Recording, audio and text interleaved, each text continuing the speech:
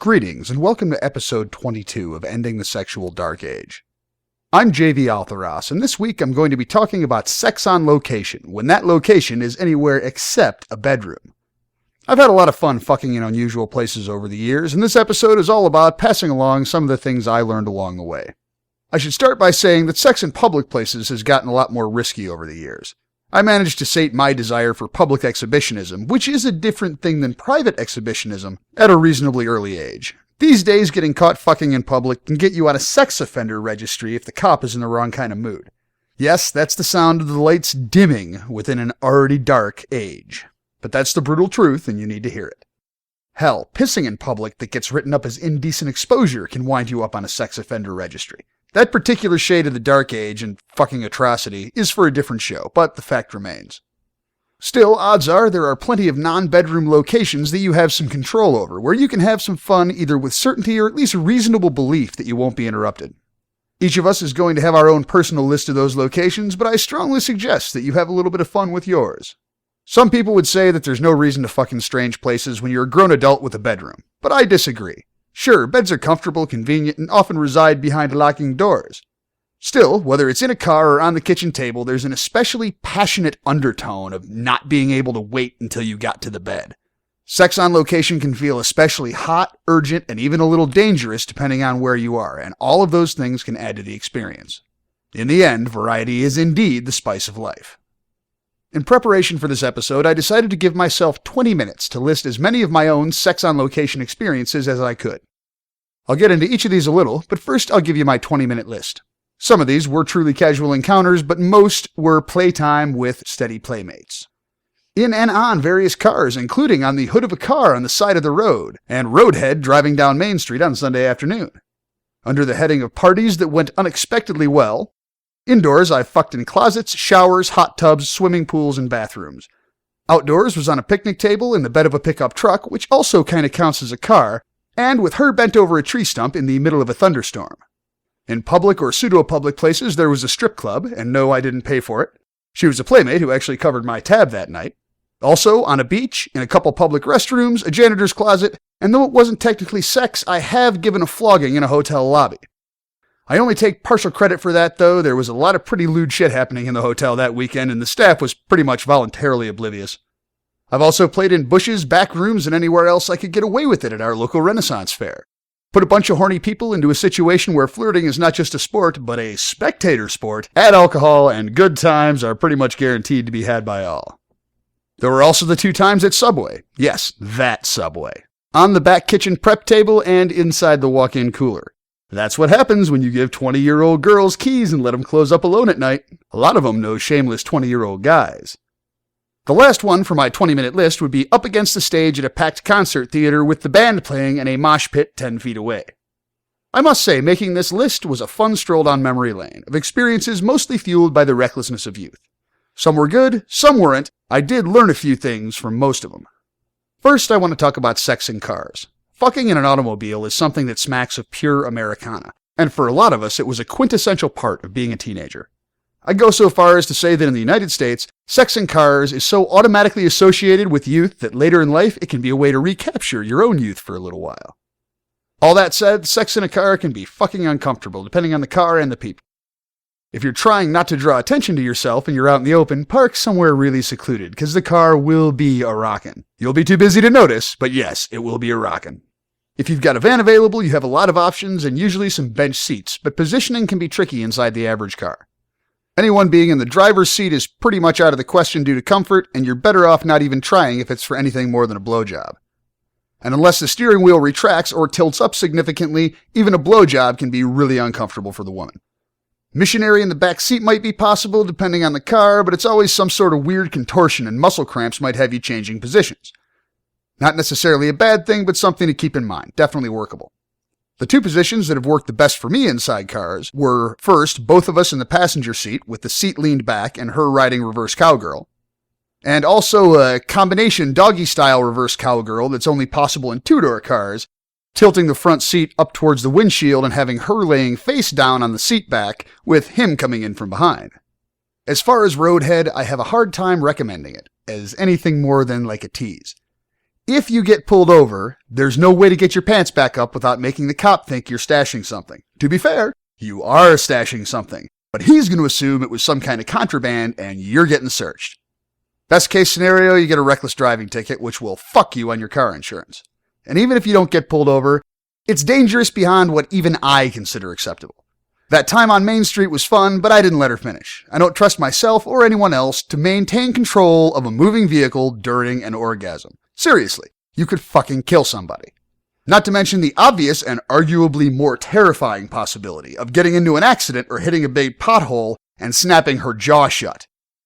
Take a good long moment to picture that one, guys, and I bet any desire you might have for roadhead will be cured. I am, however, a big proponent of molesting a playmate in the passenger seat. I have been known to demand panty removal and finger a woman through several orgasms on a long ride. Does wonders to pass the time. In addition to inside cars, it can be fun to fuck on cars. As guys, we love our cars. We have a special relationship with our automobiles, and having a woman bent over the fender, hood, or deck lid is a special kind of satisfaction for a guy. If you've got a garage, you can even do it in complete privacy, unless the neighbors end up hearing, but my policy on neighbors hearing shit has always been, fuck them, they're just jealous. I invite you to join me in accepting that policy.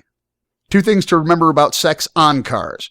First, most women do not enjoy getting their clothes filthy for no reason, unless the getting dirty is part of the fun of it for them. So wash your car before you bend her over it if she's going to be partially dressed.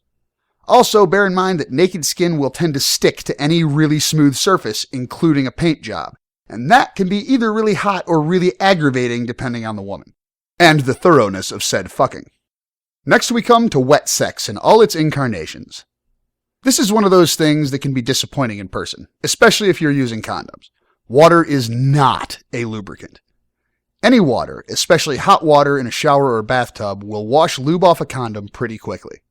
Showers aren't as bad if you can do something to block the water, but in a hot tub, a condom can start feeling like, well, imagine trying to slide down a slip and slide that's dry. Pretty much like that. I've never personally found a lube that will stand up on a condom in a hot tub, but if anyone out there knows of one, I'd love to give it a shot. You can still work a hot tub into play in plenty of ways, and a water jet plus your fingers can do wonders for a pussy, but if you're using rubbers, you probably want to keep the fucking above the waterline.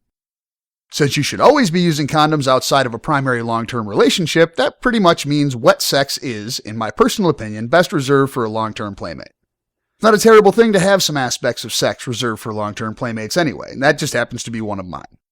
The upside is that if you've got someone you fuck without condoms, on flesh a woman's natural lube still works pretty well underwater. So it can be a little tough getting in there the first time, but after a few strokes you should both be all set. Unfortunately, the average tub and shower combo that we find in America isn't terribly friendly to team showers. It can be done, but someone's always out of the water and there's not a ton of room to maneuver. Anytime you're planning in the shower, slipping needs to be a concern as well, so make sure you've got solid footing, which again can be a pain in the ass in your standard tub-shower combo. The best option for both convenience and safety are some nice grab rails. Shower grab bars are standard stock at any decent hardware store, and if you're holding on to something solid, you can spend less time on balance and more time on fucking. If you want something that travels well or just isn't permanent, you can pick up some suction cup grab handles that will latch onto any smooth surface. These are the same type of handle that are used to install large panes of glass, and they get a really good grip. Most big sex toy companies carry something in this department, and later this week I'll post some links on the website. If your shower at home is indeed too crowded, you might want to consider getting a hotel room with a roomy shower stall or even a hot tub. The people who do reservations at hotels know everything about their rooms, and you can make sure you're getting exactly what you want. Shara and I like to get a hotel room once in a while, even if we're not leaving town. It's a chance to decompress and fuck all weekend with the option of just turning off our cell phones and pretending we're in Cairo. Well, Cairo's a bad example this week, but pretending we're someplace else and just ignore the world. It's like a mini vacation for the price of a hotel room. As far as swimming pools, you got to be a little more careful getting your dick in there in the first place, since chlorinated water tends to dissolve natural or artificial lube pretty quickly. It can also cause internal irritation in some women, so be sure to check in with her regularly to make sure she's not feeling any discomfort. Anything that is in the neighborhood of itching or burning, and you guys need to get out of the water. And if you start feeling the dragging sensation you will always get with a lack of lube, it is time to take the party back on dry land. Natural bodies of water can be a risky proposition in and of themselves. I know it seems all romantic to be fucking in the surf or in the lake while skinny dipping, but natural water is full of all kinds of microbes. Most are harmless, but some can cause infections, and a pussy closed for repair is a terrible thing for everyone, especially the owner of the pussy. Foreplay in the water can be a great time. Horseplay in the water can be a great time. But if you want to play it safe, keep the fucking on dry land. And speaking of dry land, be very careful about sex on the beach. That's another very romantic picture that gets painted in the movies, but if you decide to fuck on a beach, bring a big blanket or towel. Sand gets everywhere on the shoreline, and it sticks to anything that's wet. When you're fucking, guess what's wet? You get sand inside of a pussy, and it is immediately closed for repairs until further notice. In fact, a blanket is a great idea for any sex outdoors, on the beach, in the woods, whatever. It minimizes cleanup afterwards, keeps everyone from getting poison ivy crotch rot, or any of nature's other little hazards. Plus, women are, in general, more comfortable, even if they're fucking in some strange place, fucking on something that they know is clean. Remember, they're the ones with the crotches that something can crawl up inside and go for a ride. Of course, the most available alternative locations for sex are right in your own home, namely every horizontal surface you got. Which brings us to feng shui, the art of furniture foo.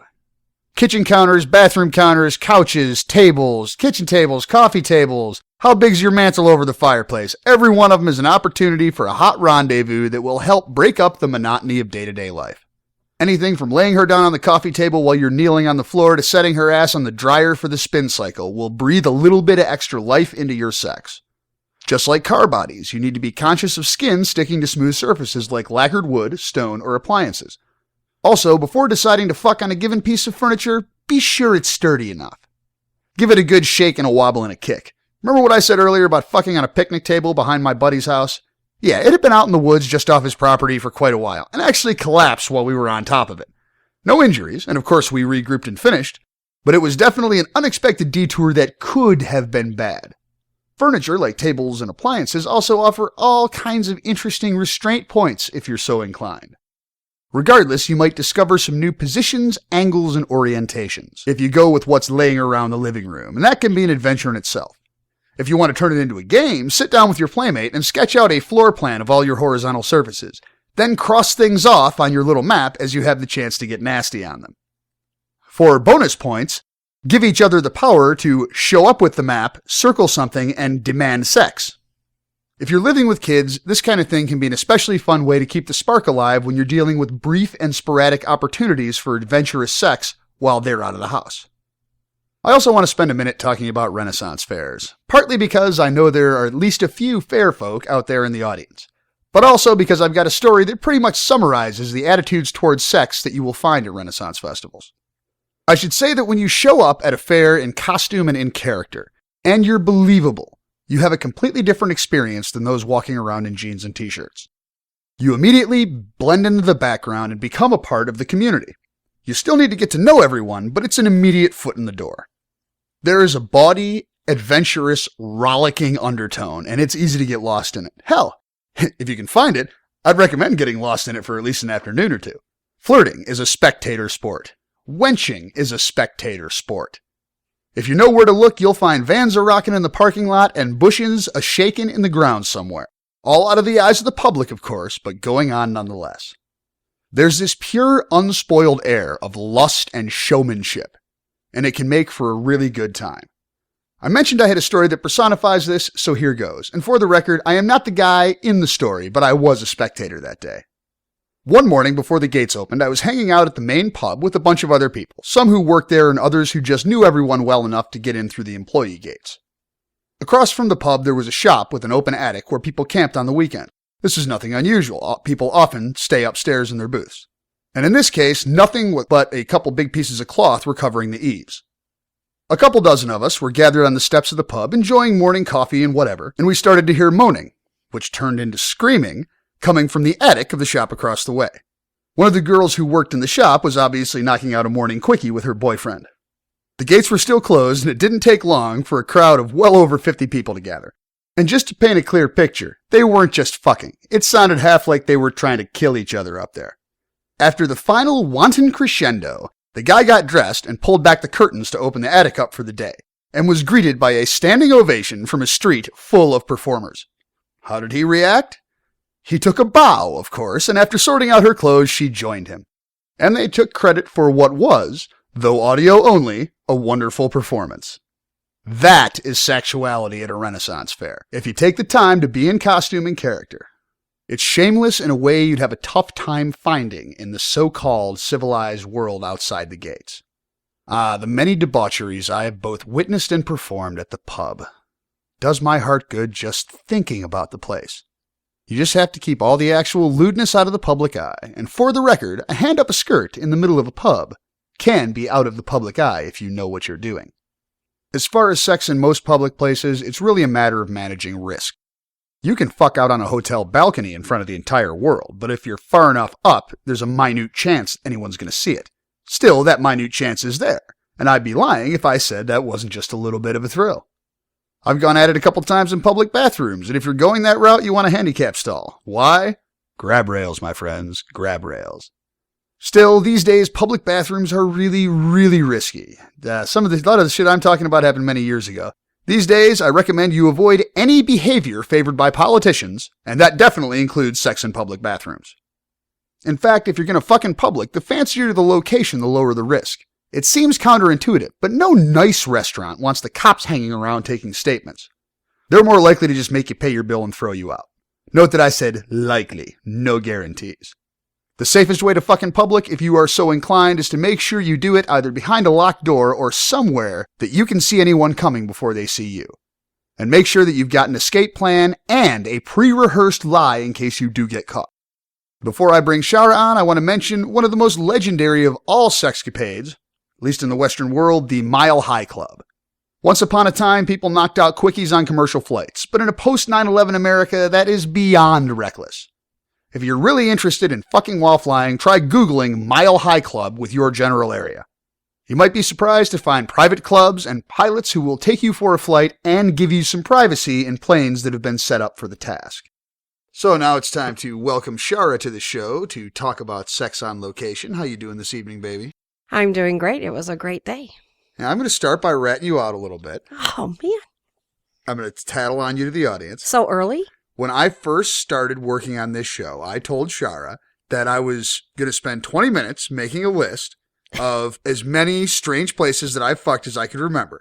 And her immediate response is, oh, I'm probably not on that list anywhere. So I went through the list. And it turns out she is quite a few places on there. Hate that bell. And yet the rest of us love it. Well, most of the rest of us.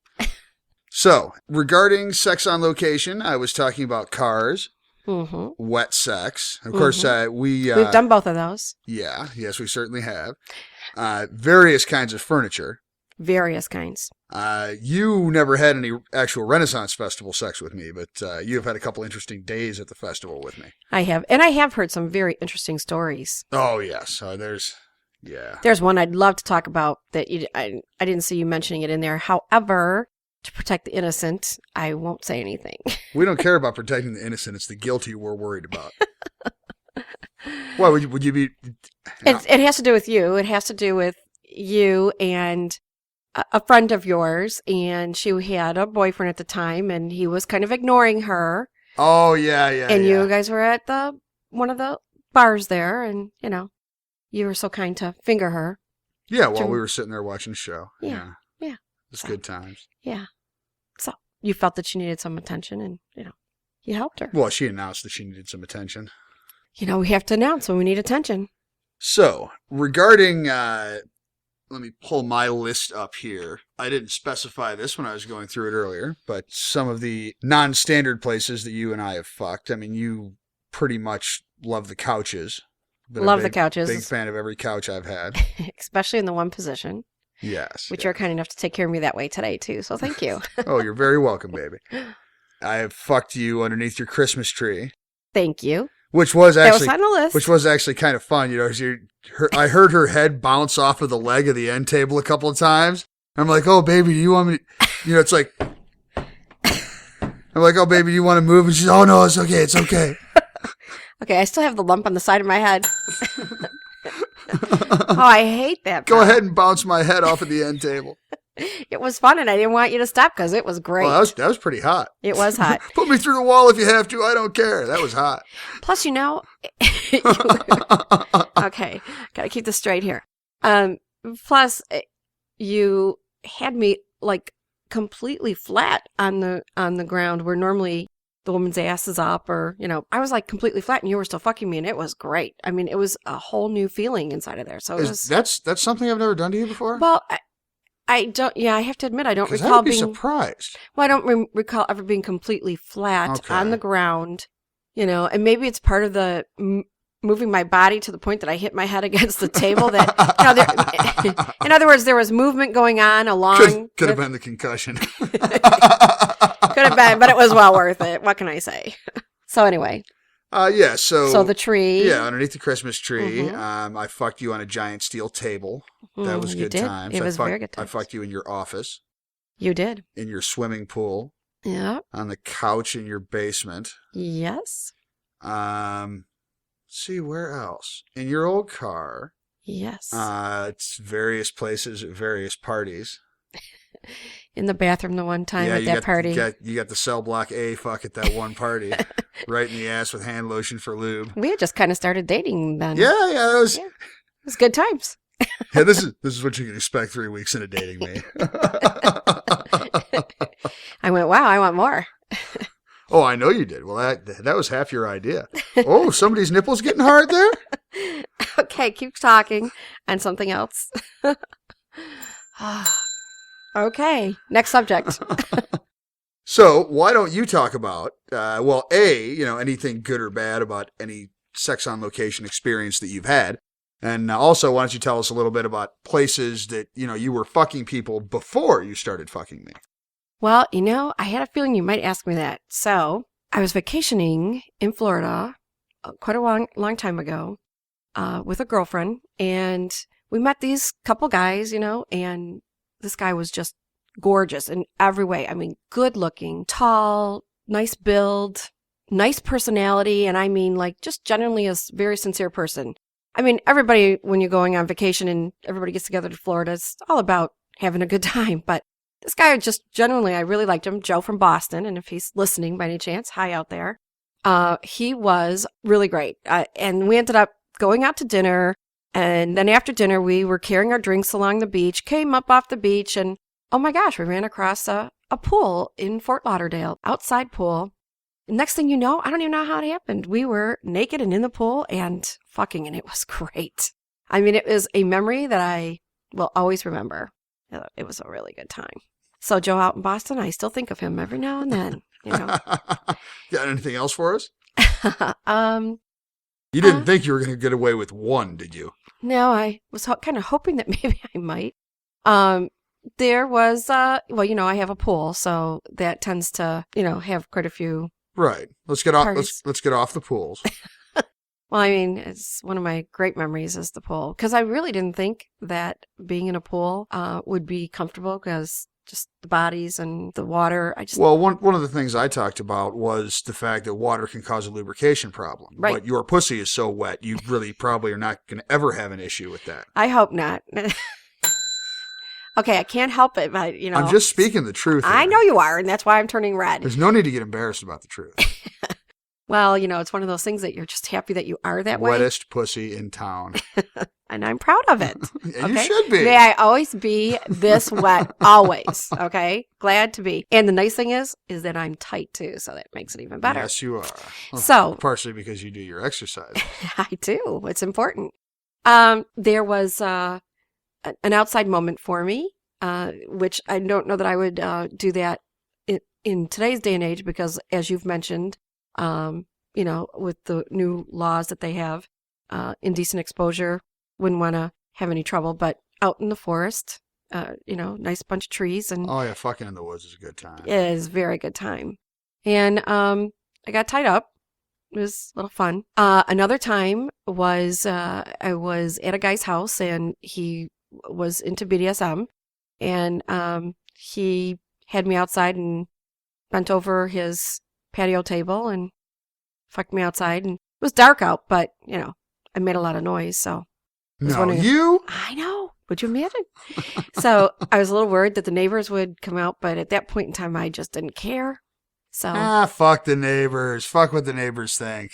what I'd like to know, though, from the women out there, maybe the men too, is how often do you remember these moments, these odd places that you might fuck at, and your greatest memories of them? Do you have a way of keeping track of them? Is it in a sex journal? Is it how is it you keep track? I used to write on a pillow. Really? Yeah, I had a pillow that was made for me, and so I'd write the guy's name on it and where we did it at, and that's what I did. Until you ran out of space on the pillow? Unfortunately, I did.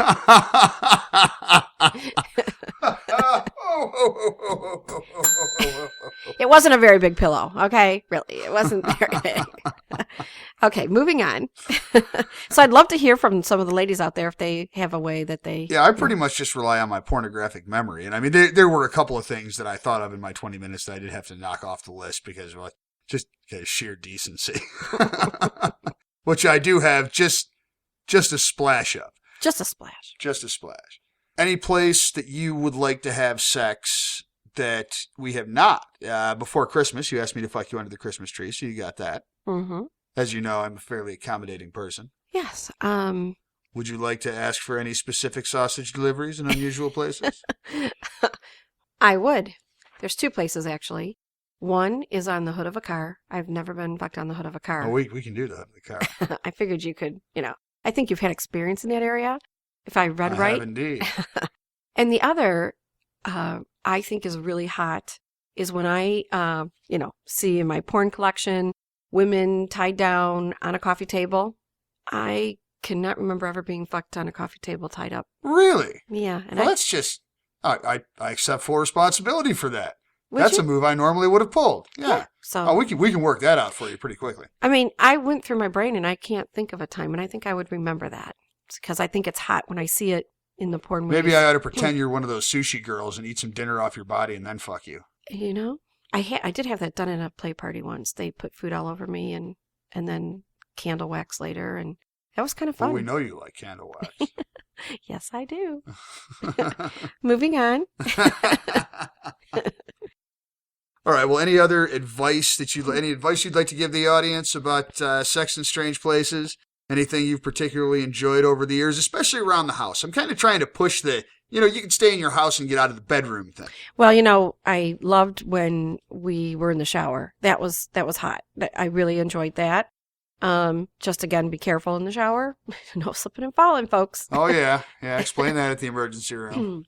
The other is, if you have a walk-in closet, I think it's always great to christen a walk-in closet. I think it's a lot of fun. Dining room table.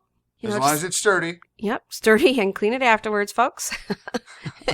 And hopefully people have the decency not to spray jizz all over their own dining room table. I mean, we assume the audience has common sense. We do, but there was that movie that the couple came walking in, and I can't remember, but the couple came walking in and saw the other couple on the table, and the girl's going, "Oh no, not on my dining room table!" And so the next day you see her with gloves on and cleaning solution and cleaning the dining room table. I wish I could remember the name of the movie because I just saw it recently, but it was funny. It was hilarious. And I'm trying to think. Well, we pretty much have done it in all of our rooms at both of our places. So yes, we have indeed. I think we've covered it well. All in Viking tradition. I mean, don't want to leave a room unfucked in. Definitely not. And the lighting of the candles is always good. I love the lighting of candles because it just sets the mood. And of course, music, which you fucked me to today. Makes the laundry room romantic even. Well, never say no to the dryer because, ladies, we know how good that dryer can be. And would you like to speak for the ladies' perspective? Speak to the guys. I suggest that if they have not, they should put their girl's ass up on top of the washing machine during the spin cycle and fuck the hell out of her. What do you think of that as a woman? I think it's an absolute must. Along with the dryer, after they, try the washing machine on the load cycle. Right. The dryer is more of like a rhythmic thump than a high-pitched vibration. Yes. Well, just ask the woman that you're with if she's ever gotten on top of the dryer and sat there for a little while. No, if she's done it alone and sat there for a while. Not that I need to, because I don't need to. Yes, I'll know, but but I have tried it. Not exactly an epidemic, guys, but that is not an urban legend either. But I have tried it just because I wanted to test it out, and I did like it. All right, anything else you'd like to say to the audience before we close it up here? I just want to say Happy Valentine's Day to those of you that are going to be out there tomorrow, and if you don't have anyone significant in your life, you know what? Grab that dildo if you're a lady and just have fun and enjoy yourself and who you are.